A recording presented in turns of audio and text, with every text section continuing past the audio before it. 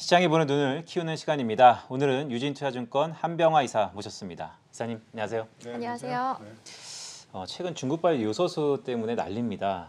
국가에서는 디젤 차를 이제 조금 차량 판매를 중단한다, 생산을 중단한다 얘기도 있는데요. 요소수 사건은 좀 어떻게 보시나요? 요소가 이제 중국에서 생산을 해서 우리가 수입을 대부분 이제 중국에 의존하고 있거든요. 근데 최근에 이제 중국이 요소가 생산되는 암모니아가 이제 석탄 베이스로 만들어지기 때문에 자기들이 이제 이 요소라는 것이 비료 쪽에 많이 사용이 되거든요. 그래서 자기들이 이제 농업 생산이 좀 불안정해지니까 그걸 이제 수출을 막아서 이제 생긴 현상인데요. 다변화를 해야죠. 시간은 좀 걸리겠지만 그렇게 뭐 이 요소라는 거 대단하게 만들기 어려운 그런 이슈들이 아니라서 시간이 좀 지나면 해결될 수 있는 요소인데요. 다만 이제 제가 말씀드리고 싶은 것은 디젤 차들이 지금 이제 직격탄을 맞고 있는 거죠. 왜냐하면 디젤은 요소수가 들어가야지 거기서 나오는 질소산화물, 낙스라는 이 환경 오염 물질들이 배출을 굉장히 낮춥니다. 그래서 법적으로 이제 그렇게 돼 있기 때문인데 만약에 이제 공급이 이렇게 계속 불안해지면 디젤 차가 멈춘다든지 또는 그렇게라도 할 수 없으면 이 요소수 없이도 운행을 하게끔 하는 이런 이제 제도가 나올 수밖에 없어서 그러면 굉장히 많은 오염 물질들이 배출되는 거죠. 그래서 결과적으로는 수소차, 전기차로의 빠른 이행이 그것만이 답이다. 이제 이렇게 이제 느낄 수 있는 그런 이벤트라고 할 수 있겠습니다. 네, 말씀 주신 것처럼 참 계륵인 것 같습니다. 요소수 없이 움직이자니 환경이 문제고 디젤 차를 줄이자니 또 반대급부로 수소차 관련된 움직임이 좀 있을 것 같은데 말씀 주셨던 것처럼 정부에서 2030년도 수소차 88만 대 보급건이 좀 발표하지 않았습니까? 관련해서 수소차 종목들은 좀 활발하게 움직일까요? 어떻게 좀 보시나요? 일단 우리 정부가 발표한 목표가 상당히 가시성이 높아요. 우리가 원래 66만 대에서 88만 대로 대폭 올렸는데 그렇게 올린 이유가 이제 2030년에 탄소 감축 목표를 원래 28%에서 40%로 상향하면서 이제 한 것인데요. 우리는 법으로 제정이 돼 있어요. 수소와 관련된 정책들을 하는 것이 있어서 뭐 보조금이라든지 충전소라든지 이런 것들이 지원을 하게끔 법으로 정해져 있기 때문에 국내의 수소차 판매가 누적으로 2030년까지 88만 대 가는 것은 어렵지 않다. 작년 기준으로 보면 올 현재까지 한 15,000대밖에 안 돼요. 누적으로. 그래서 이거를 달성하기 위해서는 연평균 41%가 2030년까지 산업이 성장해야 되는 그런 국면이기 때문에 우리나라의 수소차와 관련된 소재 부품 회사들은 굉장히 큰 폭의 성장을 하게 될 것입니다. 네, 지금 또 정부가 베트남 등에서 요소수를 추가 확보했다라는 소식이 들려오고 있는데요. 이와 관련해서 또 수소차, 또 친환경차 같은 패러다임이 더 빨리 변화될 수 있겠다라는 말씀까지 해주셨습니다. 자, 그럼 최근 이사님이 또 리포트도 다양하게 쓰시고 계신 것 같은데요. 이사님이 생각하시는 탑픽 종목은 어떤 종목이십니까? 투자자분들은 최근에 주가 조정이 좀 계속되고 있는 풍력주를 좀 적극적으로 편입하실 타이밍이다 이렇게 말씀드리고요. 우리나라 대표적인 풍력주가 이제 CS 윈드, 삼강 M&T 두 개의 종목이 있습니다.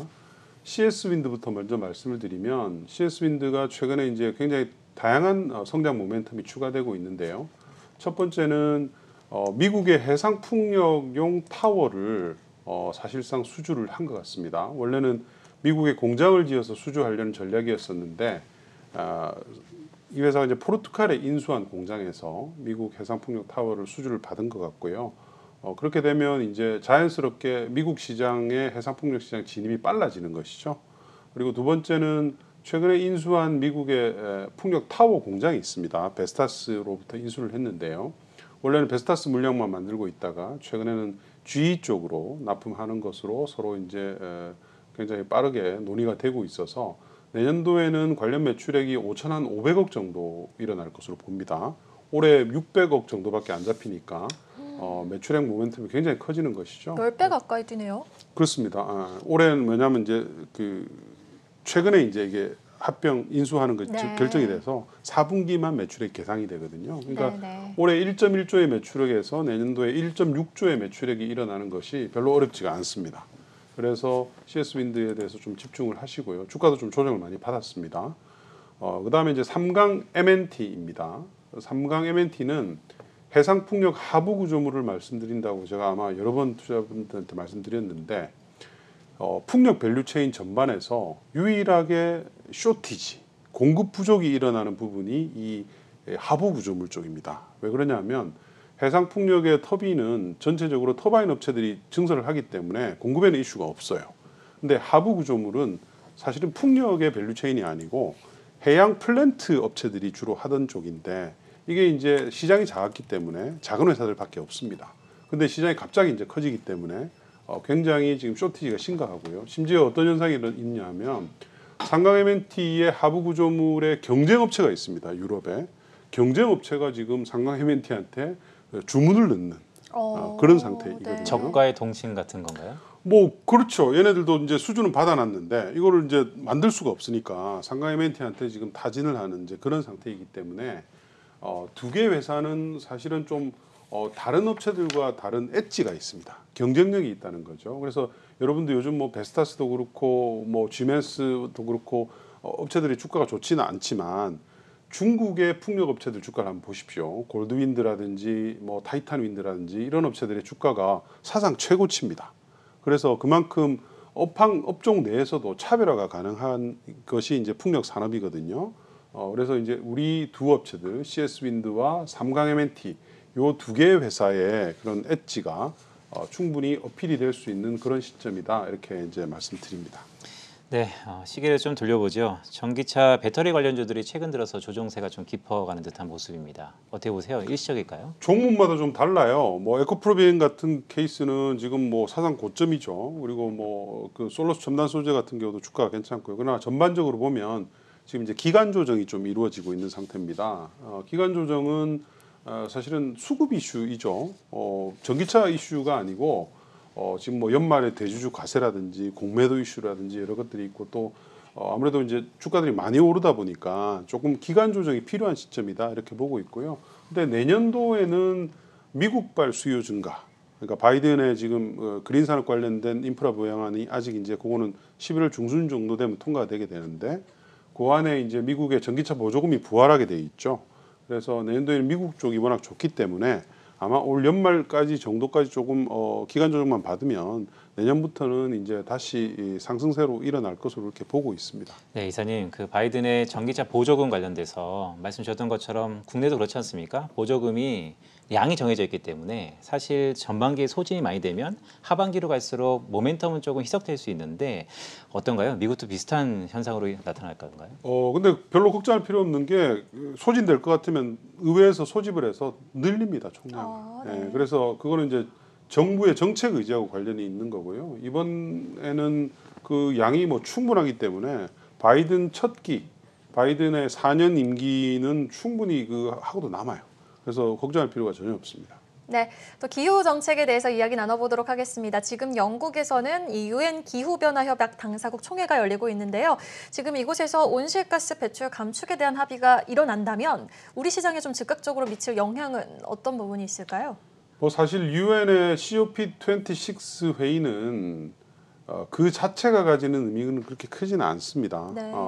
왜냐하면 이제 주요국들은 다들 이제 얼마를 줄이겠다고 내놓은 상태죠, 계획을. 그렇죠. 그래서 최종적으로 추인하는 자리인데 그거는 어떤 방식으로든지 합의가 있을 것 같아요. 그래서 여기서 이제 우리가 플러스 알파를 주목하는 것은 개도국들의 합의 사항이에요.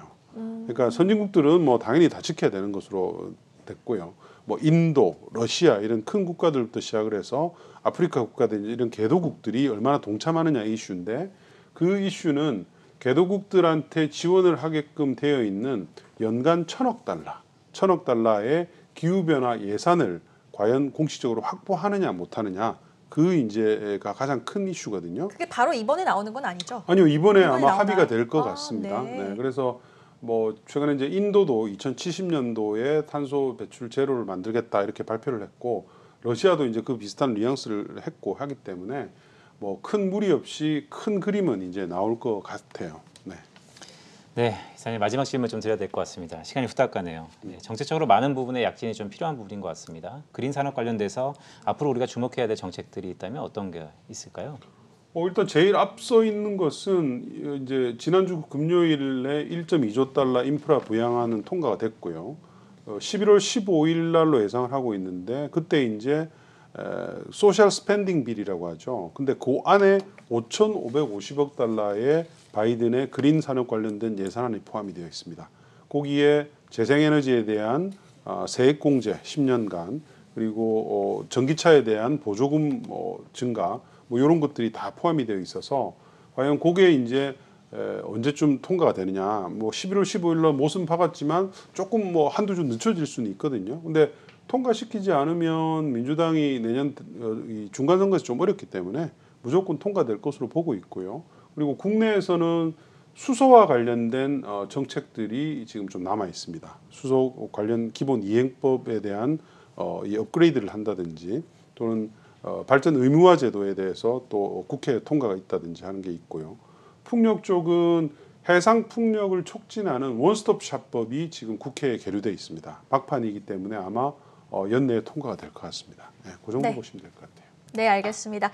자, 오늘 이사님의 토픽은 풍력주였네요. 지난주 출렁이었는데 지금이 매수 시점이다라고 말씀해 주셨습니다. CS윈드 그리고 3강 MNT 토픽을 제시해 주신 지금까지 유진투자증권 한병화 이사와 함께했습니다. 오늘 말씀 고맙습니다. 네, 감사합니다.